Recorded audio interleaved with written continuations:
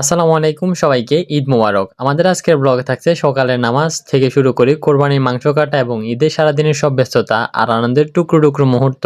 আশা করি full video আপনারা দেখবেন এবং আমার সাথে থাকবেন। তো শুরু করি আজকের এই ব্লগ। সো হোয়াটসঅ্যাপ গাইস, সবাই নিয়ে হতেছেন এক minute blog video. So guys, আমরা কিন্তু সকালে ঘুম থেকে উঠে এখন রেডি হয়ে চলে যাচ্ছে আমাদের কেন্দ্রীয় ঈদগাহ ময়দানে আমাদের ঈদের নামাজ আদায় করার জন্য। আর আমরা কিন্তু গাইসা দেখি তারা আমাদের জন্য দাঁড়ায় রয়েছে। আমি শাহিদুল্লে লেট করে আসছি, কিন্তু তারা আমাদের জন্য দাঁড়ায় রয়েছে। সবাই একসাথে আর কি দিয়ে যাবে আর কি, তার জন্য সবাই আমাদের জন্য ওয়েট করতেছে আর কি। কিন্তু ওয়েট করতে করতে কিন্তু অনেকটা লেট হয়ে গেছে। আর যেহেতু আমাদের কেন্দ্রীয় ঈদগাহ ময়দানে জামাত হচ্ছে 7:30 বাজে, তাই আমরা কিন্তু অনেকটাই সময় পার হয়ে গেছে। কিন্তু প্রায় 5 মিনিটের মতো আছে সময় লাগে, কিন্তু আমাদের এখান থেকে যেহেতু 10 মিনিট এরকম লাগবে। তারপরে দিকে রাস্তার যে বেহাল দশা, আমরা একটু তাড়াহুড়া করে হাঁটতেও পারতেছি না, যেহেতু আমাদের সময় নাই। রাস্তার হচ্ছে বেহাল দশা। গতকালে বৃষ্টি হওয়ার পর আমাদের রাস্তার অবস্থা অনেকটাই খারাপ। ঈদগাহ যে যাবো আর কি, যে রাস্তাটা ছিল আর কি। আর ঈদগাহের কিছুটা সামনে আসার পর দেখি মাইকের আওয়াজে শোনা যাচ্ছে ইমাম সব দাঁড়িয়ে গেছেন আমাদের উদ্দেশ্যে। সময় পার হয়ে গেছে অনেকটাই বেশি, সবাই মিলে এখন দৌড় দিচ্ছি। আর তো এখন সময় নাই, লেট হলো ঈদগাহ আজ পৌঁছাতে চাই। কি বলেন আপনারা? আজকের মতো এরকম ঈদের নামাজ আর কখনোই পড়ি নাই, এত সময় লাইট কখনোই যায় নাই। অনেকটা আগে গিয়েছি, কিন্তু আজকে এতটাই লেট হয়েছে যা বলে বোঝানোর মতো না। আজকে মজাও পাইছিলাম এটার ভিতরে। আমি যে জুব্বাটা পড়ছিলাম, আর এই জুব্বা পরে তো দৌড়াদৌড়ি করা অসম্ভব।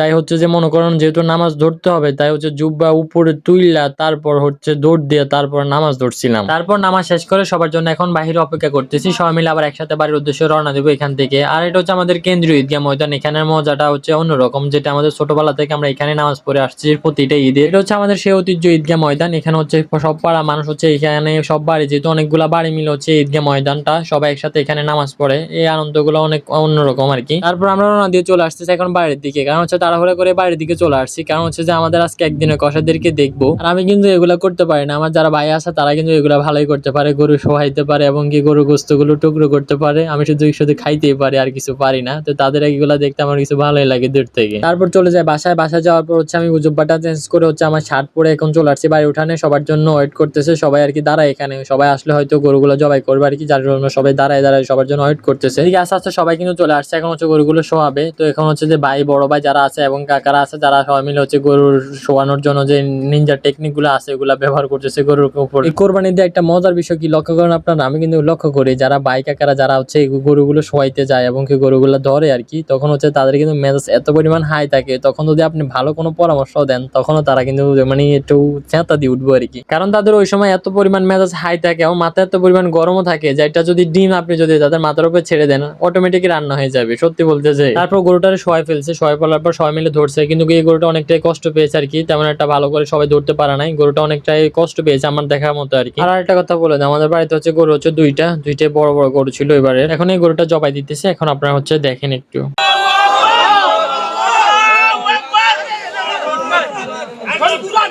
কালো গরুটা জবাই করার পর এখন হচ্ছে লাল গরুটাকে শোয়াই ফেলতেছে, আপনারা দেখতেছেন ভিডিওতে। আর এদিকে দুইটা গরুই কিন্তু বড় ছিল, দোনোটাই কিন্তু শক্তিশালী ছিল। মাথায় ধরার মতো তেমন শক্তিশালী লোক ছিলই না বললে চলে আর কি। অনেক কষ্ট হয়েছে গরুটাকে শোয়াইতে আর কি। তারপরেও কালো গরুটা অনেকটাই কষ্ট পেয়েছে, মাথায় জায়গায় ধরার কেউ ছিল না বলে।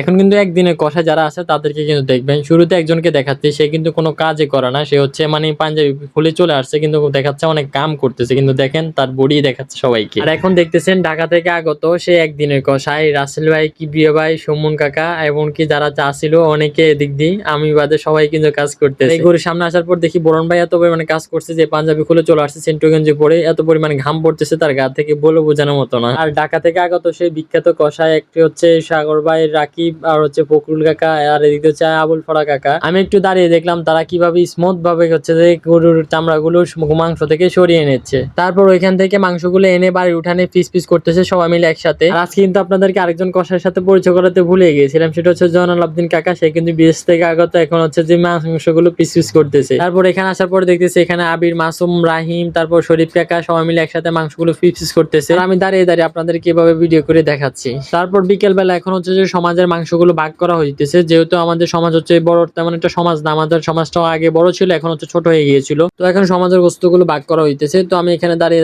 দেখতেছি এবং কি ভালো লাগতেছে এগুলা দেখতে। তো আজকের জন্য ভিডিও এতটুকুই, দেখা হচ্ছে নেক্সট ব্লগে। ভিডিও তেমন একটা বড় করতেছি না। তো ভালো থাকবেন, আল্লাহ হাফেজ।